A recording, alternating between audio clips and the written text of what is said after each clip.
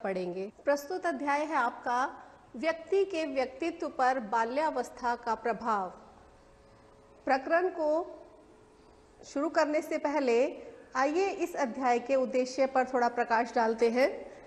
प्रस्तुत अध्याय का उद्देश्य है व्यक्तित्व का विस्तृत अर्थ एवं परिभाषा से आपका परिचय, श्रेष्ठ व्यक्तित्व की विशेषताओं का आपको ज्ञान कराना, व्यक्तित्व के विकास की विभिन्न अवस्थाओं का ज्ञान आपको कराया जाएगा। बच्चों, बाल्यावस्था में व्यक्तित्व का विकास किस प्रकार से विकसित होता है?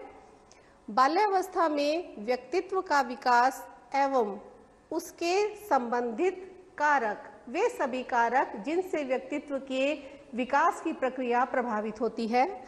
अंत में हमारे अध्याय का मुख्य केंद्र बिंदु बाल्यावस्था के अनुभवों का मनुष्य के जीवन पर प्रभाव, इन सब की विस्तृत विवेचना की जाएगी। सर्वप्रथम जानते हैं व्यक्तित्व का अर्थ एवं परिभाषा के बारे में। व्यक्तित्व शब्द अंग्रेजी भाषा के शब्द पर्सनैलिटी का हिंदी रूपांतर है, जिसकी उत्पत्ति लैटिन भाषा के पर्सोना शब्द से हुई है। इसका शाब्दिक अर्थ पारंपरिक वेशभूषा से है, जो नाटकों के समय कलाकारों द्वारा धारण की जाती हैं। इसी पारंपरिक अर्थ के आधार पर ही आगे चलकर व्यक्ति के गुणों को पर्सोना, व्यक्तित्व के रूप में जाना जाने लगा। व्यक्तित्व के वास्तविक अर्थ को स्पष्ट करते हुए कहा जा सकता है, जितनी भी विशेषताएं अथवा विलक्षणताएं होती हैं, उन सब का समन्वित अथवा संगठित रूप ही व्यक्तित्व है। आइए बच्चों, व्यक्तित्व को किस प्रकार परिभाषित किया जा सकता है देखते हैं। सर्वप्रथम N.L. मन के अनुसार व्यक्तित्व की परिभाषा किसी व्यक्ति के ढांचे, व्यवहार, रूपों, सामर्थ्यों, अभिव्यक्तियों और योग्यताओं के सबसे लक्षणित संकलन के रूप में की जा सकती है। वहीं मार्टिन प्रिंस के शब्दों में व्यक्तित्व समस्त शारीरिक, जन्मजात तथा अर्जित प्रवृत्तियों का योग है। इन परिभाषाओं से ज्ञात होता है कि व्यक्ति के केवल बाहरी रूप को नहीं, बल्कि बाहरी व आंतरिक अर्थात शारीरिक व मानसिक गुणों के योग को व्यक्तित्व के रूप में परिभाषित किया जाता है। प्यारे बच्चों, अब आपके समक्ष एक सवाल हो सकता है कि हम किस व्यक्तित्व को श्रेष्ठ माने। आइए जानते हैं श्रेष्ठ व्यक्तित्व के लक्षण या विशेषताएं। श्रेष्ठ व्यक्तित्व की विशेषताएं ये सब हैं: स्वस्थ मन, स्वस्थ शरीर, संवेगात्मक संतुलन, सामाजिकता, चरित्रवान व्यक्तित्व, संतोषी एवं महत्वाकांक्षी, अच्छे लक्ष्य। सर्वप्रथम स्वस्थ मन। स्वस्थ मन अर्थात सकारात्मक सोच। व्यक्ति में नकारात्मक सोच नहीं होनी चाहिए, यह उसके स्वस्थ मन का सबसे प्रमुख लक्षण है। स्वस्थ शरीर की बात करें अर्थात निरोगी काया। हम सब जानते हैं कि निरोगी काया की तुलना किसी अन्य सुख से नहीं की जा सकती। संवेगात्मक संतुलन। प्यारे बच्चों, संवेगों के बारे में आपका परिचय पहले किया जा चुका है पूर्व अध्यायों में। क्रोध, दया, ईर्ष्या, प्रेम, ये सब क्या हैं? संवेग। अच्छे व्यक्तित्व में श्रेष्ठ व्यक्तित्व की पहचान है कि ये सभी संवेग संतुलन रूप में हो। इन सब पर व्यक्ति का संतुलन होना चाहिए। सामाजिकता। व्यक्ति का सोशल होना या सामाजिक होना उसके व्यक्तित्व की एक बहुत बड़ी विशेषता है, व्यक्ति के व्यक्तित्व की उपलब्धि है। चरित्रवान व्यक्तित्व की बात करें, चरित्रवान व्यक्तित्व में ईमानदार होना, झूठ ना बोलना, बड़ों का आदर करना, चोरी ना करना इत्यादि सभी सामाजिक गुणों को जब व्यक्ति अपने चरित्र में धारण करता है तो हम उसे चरित्रवान व्यक्तित्व का स्वामी कहते हैं। संतोषी एवं महत्वाकांक्षी होना बहुत अच्छी बात है। हमारे जीवन में कुछ अच्छे लक्ष्य होने चाहिए, लेकिन प्यारे बच्चों, यदि हम किसी परिस्थितिवश, किसी कारण से अपनी महत्वाकांक्षाओं को पूरा नहीं कर पाते तो क्या होना चाहिए? हमें संतोषी भी होना चाहिए। इन सभी का समन्वित रूप क्या कहलाता है? श्रेष्ठ व्यक्तित्व। अध्याय के अगले चरण में व्यक्तित्व के विकास की विभिन्न अवस्थाएं, इस पर प्रकाश डालते हैं। व्यक्ति जीवन भर कुछ न कुछ सीखता रहता है, परंतु जीवन में व्यक्तित्व के विकास की क्रिया एक समान नहीं रहती। बालक की आयु में विभिन्न अवस्थाओं में विविध प्रकार के परिवर्तन होते रहते हैं। कुछ अवस्थाओं में यह परिवर्तन बहुत तीव्र गति से होते हैं और कुछ में मंद गति से। आइए देखते हैं परिवर्तन की ये अवस्थाएं कौन कौन सी हैं।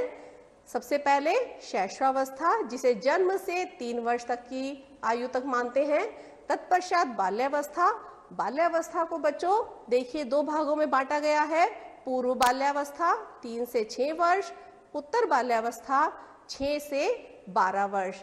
यही हमारे इस अध्याय का केंद्र बिंदु भी है। तत्पश्चात किशोरावस्था 13 से 19 वर्ष एवं अंत में प्रौढ़ावस्था। चित्र के माध्यम से भी आप इन अवस्थाओं को देख सकते हैं। सर्वप्रथम शैशवावस्था। बच्चे के जन्म से 3 वर्ष की अवस्था शैशवावस्था मानी गई है। इस अवस्था में बालक का शारीरिक एवं मानसिक विकास बहुत तीव्र गति से होता है। प्रसिद्ध मनोवैज्ञानिक फ्रॉइड के अनुसार इन्हीं 3 वर्षों में बालक के व्यक्तित्व के विकास की नींव पड़ती है। बाद में तो केवल उनका विकास होता है, जिसका प्रभाव जो है माता पिता द्वारा दिए जाने वाले पालन पोषण तथा पारिवारिक पर्यावरण पर निर्भर करता है। शैशवावस्था के उपरांत बाल्यावस्था। बाल्यावस्था, इस अवस्था को बालक के भावी जीवन के लिए विशेष रूप से महत्वपूर्ण माना जाता है। वास्तव में इस काल में, इस अवधि में व्यक्तित्व के विकास के सभी पक्षों की विकास की प्रक्रिया प्रारंभ हो चुकी है, जैसे बालक का संवेगात्मक विकास, सामाजिक विकास, भाषा का विकास। इन सभी का इंटीग्रेटेड फॉर्म ही पर्सनालिटी डेवलपमेंट का रूप है। आइए देखते हैं पूर्व बाल्यावस्था के प्रतिमान क्या हैं। इस अवस्था में बालक की आदतों का निर्माण होना प्रारंभ हो जाता है, जैसे सेल्फ ब्रशिंग, सेल्फ ड्रेसिंग, अपने आप खाना खाना, बड़ों का आदर करना, माता पिता को फॉलो करना। इन सब आदतों का निर्माण होना शुरू हो जाता है। अपनी चीज़ों को संजो कर रखना इत्यादि। व्यक्तित्व के गुण जैसे मैत्री, दृढ़ निश्चय, सहयोग आदि का विकास होना भी प्रारंभ हो जाता है, क्योंकि परिवार में बालक को सामाजिक गुणों से परिचित कराया जाता है, उसे सामाजिक बनने की प्रेरणा दी जाती है। साथ ही साथ बालक में ईर्ष्या, द्वेष, प्रतिद्वंदिता, आत्मनिर्भरता, प्रेम आदि के विकास का भी प्रादुर्भाव हो जाता है। बच्चों, पारिवारिक वातावरण का इस आयु में विशेष प्रभाव पड़ता है। माता पिता के आपसी संबंध, परिवारजनों का बालक के प्रति व्यवहार, बालक को दी जाने वाली देखभाल, उचित पालन पोषण, उचित खान पान इत्यादि। परिवार से ही सद्भावना, सहानुभूति, क्षमा, सम्मान, आदर सत्कार के गुणों का भी विकास प्रारंभ होने लगता है। पूर्व बाल्यावस्था के प्रतिमानों के उपरांत उत्तर बाल्यावस्था के प्रतिमानों पर प्रकाश डालते हैं। उत्तर बाल्यावस्था में व्यक्तित्व पर परिवार के अतिरिक्त ध्यान देंगे बच्चों, स्कूल और साथियों का प्रभाव भी पड़ने लगता है। इस अवस्था में बालक मुख्य रूप से प्रभावित होता है अपने शिक्षकों से, सहपाठियों से, अपनी मित्र मंडली से। समूह में रहने के कारण उत्तर बाल्यावस्था में बालक नेतृत्व करना, मैत्री, सहानुभूति, सामाजिकता जैसे गुणों को ग्रहण करता है। बच्चों, यहाँ आप ध्यान देंगे, जिन विकास के प्रतिमानों की नींव या प्रादुर्भाव पूर्व बाल्यावस्था में हुआ था, उत्तर बाल्यावस्था तक आते आते वे सभी विकसित होने लगते हैं। शिक्षक एक आदर्श रूप में प्रस्तुत होता है। हम सभी जानते हैं कि बच्चों के लिए टीचर क्या महत्व रखते हैं। संगति का असर भी इस आयु में आप देख सकते हैं। बुरी संगति बुरा प्रभाव, अच्छी संगति अच्छा प्रभाव। समूह के साथ समायोजन ना होने पर हीनता की भावना उत्पन्न होने लगती है। यदि किसी कारण से बालक अपने स्कूल में या अपनी मित्र मंडली के साथ समायोजन नहीं कर पाते, तब वो हीन भावना का शिकार होने लगते हैं। साथ ही साथ ईर्ष्या, द्वेष, स्नेह, सहयोग तथा वैर भाव की प्रवृत्तियों का भी शैने शैने धीरे धीरे विकास होने लगता है। बाल्यावस्था में व्यक्तित्व का विकास एवं उस विकास की प्रक्रिया को प्रभावित करने वाले कारकों की बात करते हैं। बच्चों, बालक बाल्यावस्था में वृक्ष की उस टहनी के समान माना जाता है जिसे इच्छित दिशा की ओर मोड़ा जा सकता है।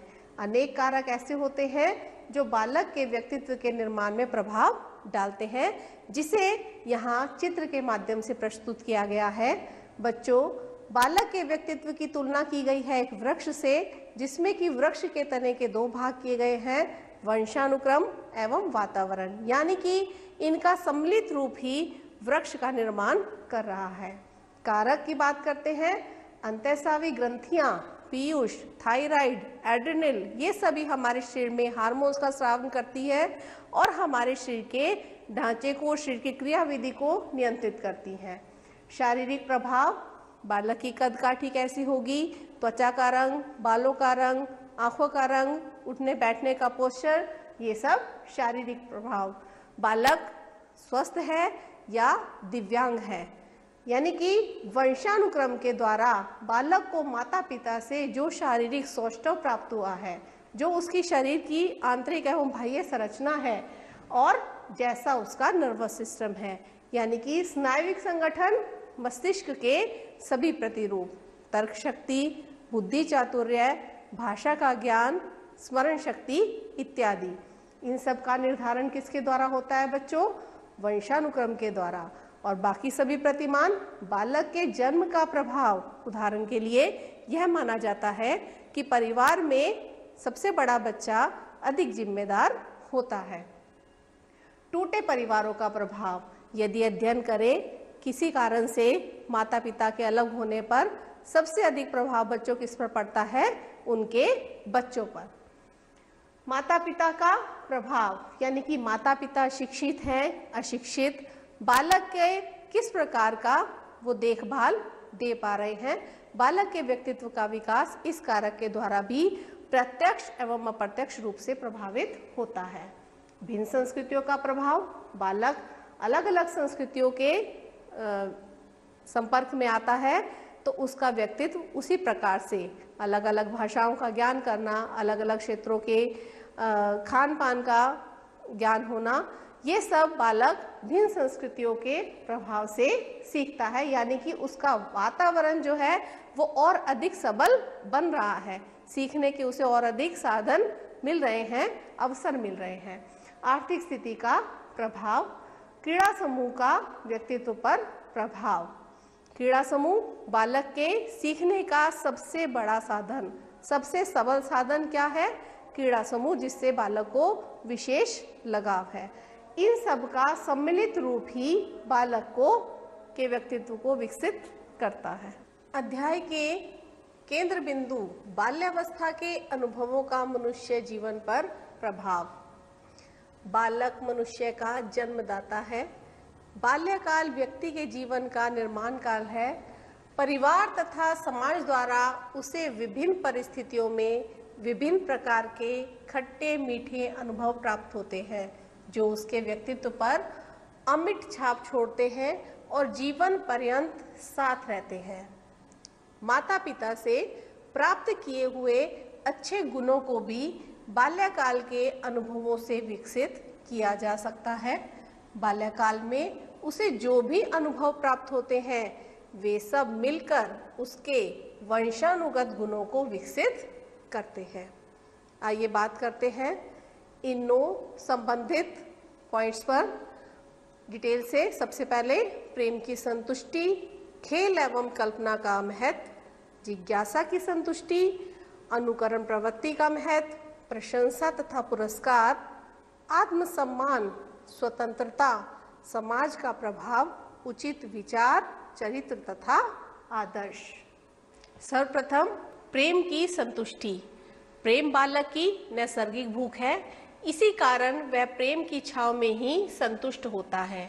यदि हम सौतेले परिवेश के बालकों अथवा अनाथालय के बालकों के जीवन का अध्ययन करें तो हम उनके जीवन में प्रेम की रिक्तता पाएंगे, जो दब्बूपन, खिन्नता तथा हीनता ला सकती है। परिवार में माता पिता एवं परिवारजनों के स्नेह से उन्हें ऐसी आंतरिक प्रेरणा मिलती है जो उसके व्यक्तित्व के विकास में सहायक होती है। बच्चों, यहाँ कहने का अभिप्राय है कि बाल्यावस्था में परिवार द्वारा, परिवारजनों द्वारा मिलने वाला स्नेह बालक के व्यक्तित्व को संचित करता है, उसे प्रफुल्लित करता है।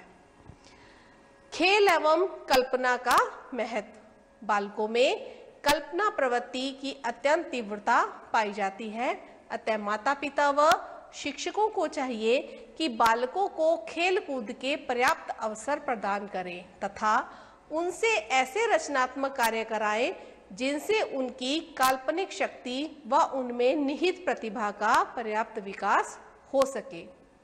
अर्थात बालक को ऐसे अवसर प्रदान किए जाएं जिससे उनकी कल्पनाशीलता, उनकी रचनात्मकता, उनके अंदर छिपी प्रतिभा को उजागर कर सके और उनके व्यक्तित्व के विकास में सहायक हो सके। यह ध्यान देने वाली बात है, जो बालक खेल कूद से दूर रहकर गुमसुम बैठना पसंद करते हो तो निश्चित समझना चाहिए कि उनमें कोई शारीरिक मानसिक दुर्बलता है और समय रहते उनका चिकित्सक या मनोवैज्ञानिक से परामर्श करके उचित निदान करना चाहिए। यानी कि खेल बालक के व्यक्तित्व को निखारने में, विकसित करने में महत्वपूर्ण भूमिका अदा करते हैं। तत्पश्चात जिज्ञासा की संतुष्टि। बालक के लिए संसार में सब कुछ नया नया सा होता है।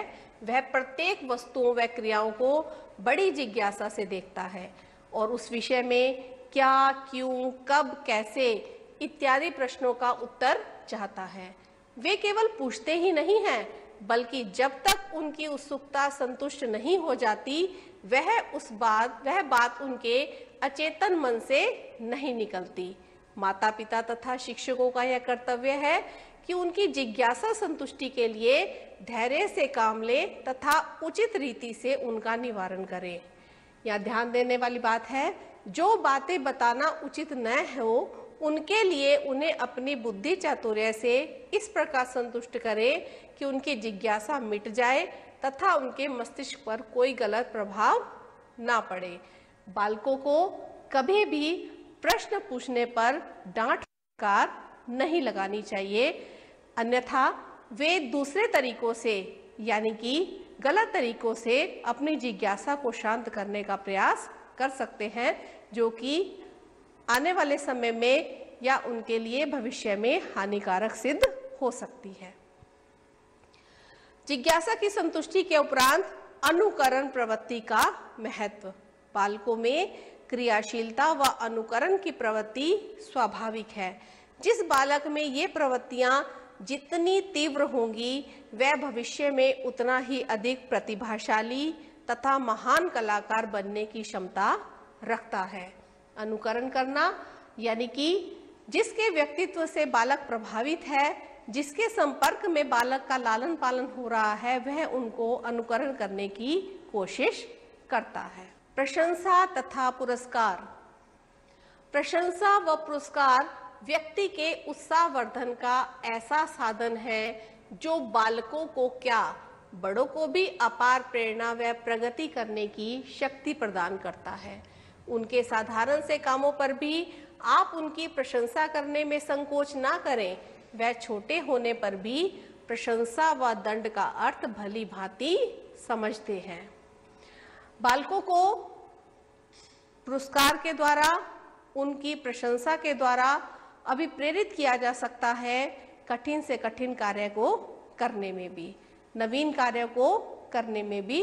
माता पिता एवं शिक्षकों के द्वारा या अपने समूह में पाई गई प्रशंसा बालक में नव शक्ति का संचार करती है।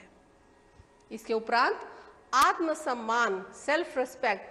आत्मसम्मान पर केवल बड़े बूढ़ों का ही अधिकार नहीं है, बच्चे भी अपने आत्मसम्मान की भावना हृदय में संजोए रहते हैं। उसमें थोड़ी सी ठेस पहुंचने से वह अचेतन रूप से तिलमिला जाते हैं और यदि किसी बालक में कोई शारीरिक, मानसिक, भाषा संबंधी कमी है तो उसका मजाक बनाने, उसे झिड़की देने, बार बार दूसरों के सामने भद्दे रूप से प्रदर्शित करने अथवा उसकी आलोचना करते रहने से वह अपने को दूसरों की तुलना में दीनहीन सा समझने लगता है। बच्चों के दोस्त व सहेलियों के सामने बच्चे का किसी प्रकार अपमान ना करें, डांटे मारे नहीं, इससे भी बच्चे के व्यक्तित्व पर बुरा प्रभाव पड़ता है। प्यारे बच्चों, आप जानते हैं कि शारीरिक दोष होने पर, मानसिक विकृति होने पर हम उस बच्चे को उस नाम से संबोधित नहीं करते हैं। नाम दिया गया है दिव्यांग। ऐसे बच्चे कई बार सामान्य बच्चे से भी बहुत अच्छा कर सकते हैं। व्यक्तित्व के विभिन्न प्रतिमानों में किसी अन्य प्रतिमान में वह बच्चा अपनी प्रतिभा प्रदर्शित कर सकता है। परिवारजनों, माता पिता, समाज के सदस्यों का कर्तव्य है कि ऐसे बच्चों के लिए जितने अधिक संसाधन जुटाए जा सकते हैं, जितना अधिक उन्हें अभिप्रेरित किया जा सकता है व्यक्तित्व के विकास के लिए, ऐसा करना चाहिए। आत्मसम्मान के पश्चात आइए स्वतंत्रता के बारे में पढ़ते हैं। बालकों की कुछ इस प्रकार की प्रवृत्ति होती है कि वे अपने किसी काम में या खेल कूद में किसी प्रकार का बंधन स्वीकार करने को तैयार नहीं होते। कहने का तात्पर्य यह है कि वह मनमानी करने में ही आनंदित होते हैं। वह इस प्रकार लुढ़कते, गिरते, नुकसान करते हुए सब कुछ सीखते हैं। यदि उन्हें उनके ऐसे कामों पर रोक लगाई गई तो वह जिद्दी हो जाते हैं या कुंठित। उदाहरण के लिए, यदि बच्चा स्वयं अपने हाथ से खाना चाहता है तो गंदा होने के डर से या समय अधिक लगने के डर से माता पिता को ऐसा करने से रोकना नहीं चाहिए। कुछ कार्य स्वयं करने देने चाहिए। इससे बालक के व्यक्तित्व का विकास होता है। स्वयं कपड़े पहनना, स्वयं अपनी थाली में खाना खाना, स्वयं अपना बैग लगाना, स्वयं अपने उल्टे सीधे कपड़े तय करना इत्यादि। इसका यह अर्थ कदापि नहीं है कि हम उन्हें स्वच्छंद छोड़ दें। यदि उन्हें किसी काम या खेल से हानि होने की संभावना हो तो उन्हें रोकना भी आवश्यक है। उन्हें अपनी निगरानी में रखते हुए उनकी रुचि, प्रवृत्ति व आदतों को इस प्रकार पनपने में सहायता करें कि वे बिना अपना कोई अहित किए हुए अपना शारीरिक विकास करते रहें। उदाहरण के लिए, यदि बालिका को माता को खाना बनाते हुए देखना अच्छा लगता है तो उसकी रुचि इस ओर है, तो माता अपनी देखरेख में बालक को इस कार्य में अपना सहयोग ले सकती है। समाज का परिभाव। व्यक्ति सामाजिक प्राणी है। वह समाज का तथा समाज उसका पूरक है। बालक जैसे सामाजिक परिवेश में जन्म लेता तथा बड़ा होता है, उसका बालक के व्यक्तित्व पर प्रभाव पड़ना स्वाभाविक है। समाज में सम्मिलित रूप से बालक के व्यक्तित्व को निखारने के लिए विभिन्न अवसरों पर सामूहिक प्रतियोगिताएं आयोजित की जाती हैं, सामूहिक खेल आयोजित किए जाते हैं। इन सब के सम्मिलित रूप से बालक के व्यक्तित्व का विकास होता है। अंत में उचित चरित्र तथा आदर्श। बालक परिवार में रहकर अच्छे बुरे, उचित अनुचित का ज्ञान प्राप्त करता है। यदि बच्चे को प्रारंभ से ही इस बात का ज्ञान ना कराया जाए क्या उचित है, क्या अनुचित है, तो बड़े होकर वे आदतें पक्की होकर उसके व्यक्तित्व को कुरूप बना देंगी। माता पिता तथा शिक्षकों को चाहिए कि वे बच्चों में अच्छे विचारों, अच्छी आदतों तथा उच्च आदर्शों का विकास करें। यही संस्कार और शिक्षाएं भविष्य में जीवन का अंग बन जाएंगी और बालक को एक स्वस्थ, एक श्रेष्ठ व्यक्तित्व का विकास करने में सहयोग देंगी और बालक एक श्रेष्ठ व्यक्तित्व का स्वामी होगा। प्यारे बच्चों, आज के इस अध्याय में बालक के व्यक्तित्व पर बाल्यावस्था का प्रभाव, इस अध्याय में आपने व्यक्तित्व, अर्थ, परिभाषा, श्रेष्ठ व्यक्तित्व की विशेषताएं, व्यक्तित्व को प्रभावित करने वाले कारक एवं बाल्यावस्था के अनुभवों का मानव जीवन पर प्रभाव, इनको ध्यानपूर्वक पढ़ा। आशा है कि आपको यह अध्याय अच्छे से समझ आया होगा और ये मैटर आपके लिए नोट्स का कार्य करेगा। अब बच्चों, बात करते हैं परीक्षा के लिए महत्वपूर्ण प्रश्नों की। यह अध्याय आपकी परीक्षा की दृष्टि से अत्यंत महत्वपूर्ण है और विभिन्न लघु एवं विस्तृत प्रश्नों के माध्यम से आपसे परीक्षा में पूछा जा सकता है। आइए कुछ प्रश्नों की बात करते हैं। सर्वप्रथम पहला प्रश्न है, व्यक्तित्व शब्द की विस्तृत विवेचना कीजिए। इस प्रश्न के उत्तर में आपको व्यक्तित्व का शाब्दिक अर्थ, व्यक्तित्व का वास्तविक अर्थ एवं विभिन्न मनोवैज्ञानिकों द्वारा दी गई परिभाषा को बताना होगा। दूसरे प्रश्न में व्यक्तित्व का अर्थ एवं परिभाषा विस्तार से समझाइए। यह भी प्रथम प्रश्न की भांति पूछा जाने वाला उत्तर है। नेक्स्ट प्रश्न है, व्यक्तित्व के विकास की मुख्य अवस्थाएं। विकास की अवस्थाएं आपको बताई गई, शैशवावस्था, बाल्यावस्था, बाल्यावस्था के 2 भाग, तदुपरांत किशोरावस्था एवं प्रौढ़ावस्था। बाल्यावस्था में होने वाले व्यक्तित्व के विकास के मुख्य मानक बताइए। बालक विभिन्न अवस्थाओं में विकास के किन मानकों को धारण करता है, इस प्रश्न के उत्तर में आप उन सबको बताएंगे। अगला प्रश्न है, व्यक्तित्व पर वंशानुक्रम के प्रभाव को स्पष्ट कीजिए। व्यक्तित्व पर पर्यावरण के पड़ने वाले प्रभाव को पर प्रकाश डालिए। प्यारे बच्चों, आपको ध्यान हो, व्यक्तित्व को प्रभावित करने वाले कारक में हमने इन 2 प्रभाव के कारकों को मुख्य रूप से अध्ययन किया। आप इनके बारे में सम्मिलित रूप से या अलग अलग इन प्रश्नों के उत्तर में बताएंगे। अगला प्रश्न है, बालक के व्यक्तित्व पर खेल कूद का क्या प्रभाव पड़ता है। लघु प्रश्न के माध्यम से, टिप्पणी के माध्यम से इस प्रश्न को परीक्षा में पूछा जाता है। बाल्यावस्था के अनुभवों का व्यक्तित्व पर प्रभाव, इसमें आपने खेल कूद के प्रभाव के बारे में पढ़ा है।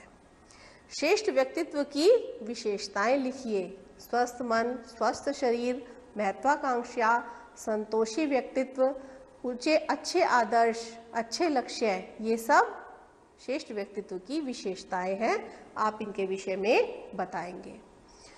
बाल्यावस्था के अनुभवों का मनुष्य के जीवन पर क्या प्रभाव पड़ता है। दीर्घ उत्तरीय प्रश्न पूछा जा सकता है आपसे। इसमें आप बालक के बाल्यावस्था में होने वाले समस्त अनुभवों को विस्तार से बताएंगे। अंत में बच्चों, मैं आपसे यही कहना चाहूँगी कि यह अध्याय आपके शैक्षिक एवं व्यक्तिगत जीवन के लिए बहुत सारी जानकारियाँ लेकर आया है। आप इन्हें ध्यानपूर्वक पढ़ेंगे और अच्छे से अध्ययन करेंगे। अनेकों शुभकामनाओं के साथ धन्यवाद।